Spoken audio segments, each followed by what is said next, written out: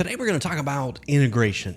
How do I integrate a systems thinking mindset into the culture of my business? How do I get it into the blood? How do I get it into my blood if I'm not naturally a systems thinking, systems junkie like me?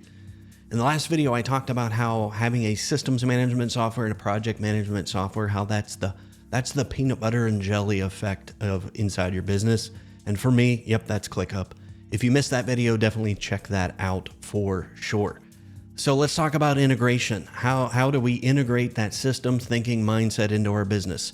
We are in step 6 of our framework. Again, this is our roadmap of getting from chaos to calm. It's a process. It's not a flip a switch, snap your fingers. There's a process here. So how do we go from siloed? How do we go from having siloed information sitting in people's heads where they might feel like it's job security to feeling everybody's on the same page? Everybody is in full synchronization mode.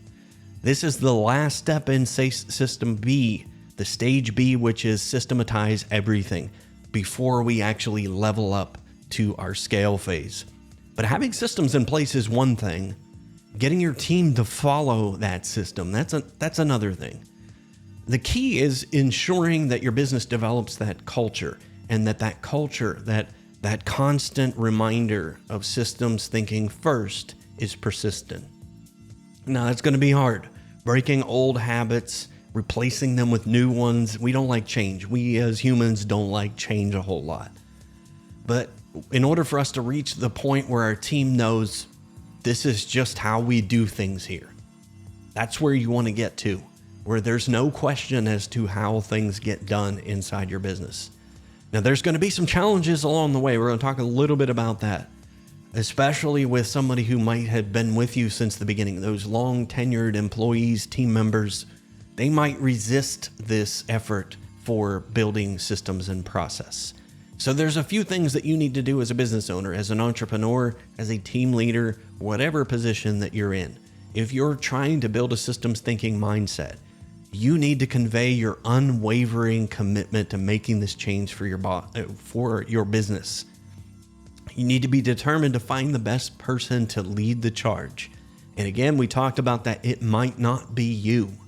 You might be the visionary. If you've read EOS, you might be the visionary, and then you have an implementer, somebody who actually enjoys this part of the process. If you have a manager on your team, they might be the perfect choice. A department head or senior team member, somebody who might have been around the block a while that gets this, especially if they love spreadsheets like me, that might be the ideal person. So you need to identify first who's going to lead the charge with building systems inside your business. Let's talk about knowing what your selling points are to your team. So again, the WIIFM, what's in it for me? That's the station that your employees are tuned into. Some benefits for them is it's actually going to save them time and reduce wasted effort. If you're like me, I hate wasting, feeling like I did something only to have to go back and do it and have to do things twice. I hate doing things twice. It reduces micromanagement. It reduces you as the business owner having to feel like you got to micromanage, and nobody likes to have somebody micromanaging them. So letting them know that's the whole point of this, so that I as a business owner don't have to micromanage you. Identifying competency gaps where somebody might not be the right person to do something. You might have an admin trying to do marketing stuff or vice versa. Having systems and process allows that information to flow and allows somebody who's qualified to actually do that. That's what this process will allow. And it also empowers your team to develop and improve. Those are the key selling points for your team members. And when you go at that approach, not just saying, here's our standard operating procedures, this is the way we're going to do things, and shove it down people's throats, it'll never work. I promise. I've tried it.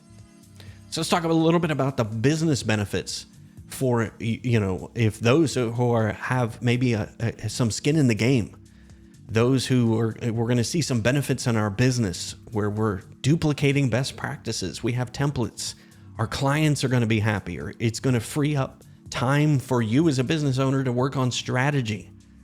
and the business can run without the owner. Think about that. And again, we talked about this in a previous video. It makes you more attractive to buyers if you have those systems and process in place.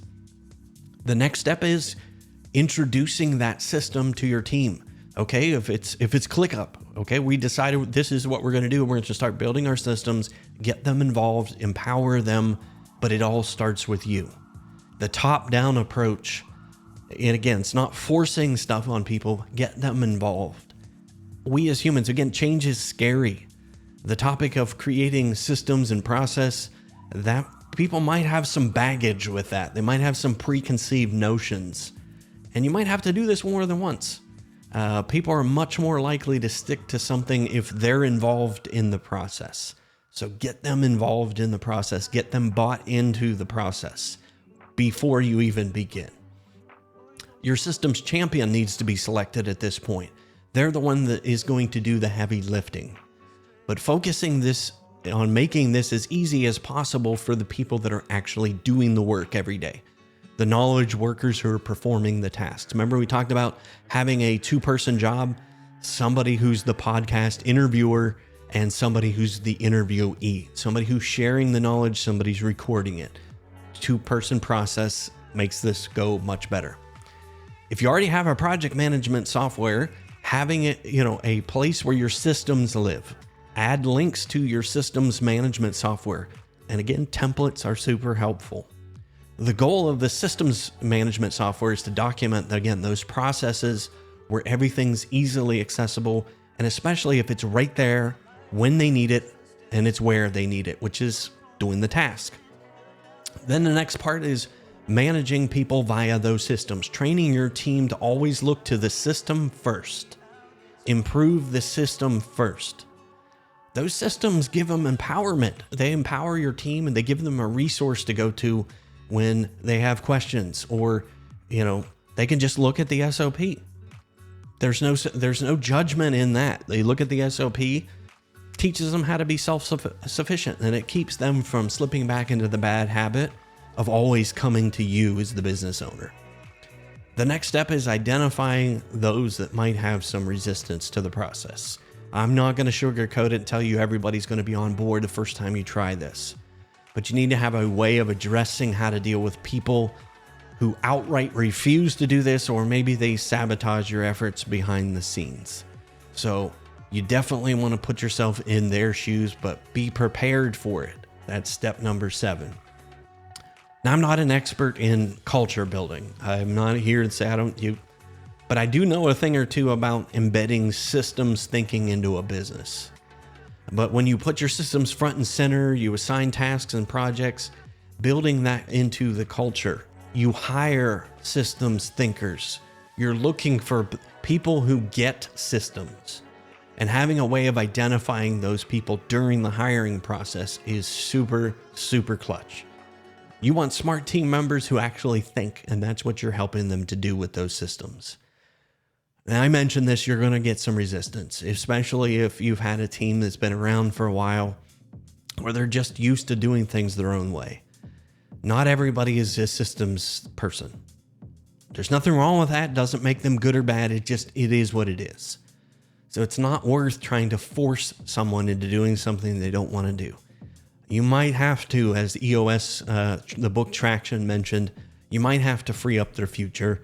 But the sooner you do that, sooner you discover it, the better off you're going to be. So let me know what your one takeaway is from this session. I'm always curious as I go through these videos, what is the one takeaway that you found super important? In the next video, we're going to level up. We're going to go to the last stage in our process, which is scale. And I'm going to be talking about why it takes tremendous leverage to scale. I'll see you in the next one.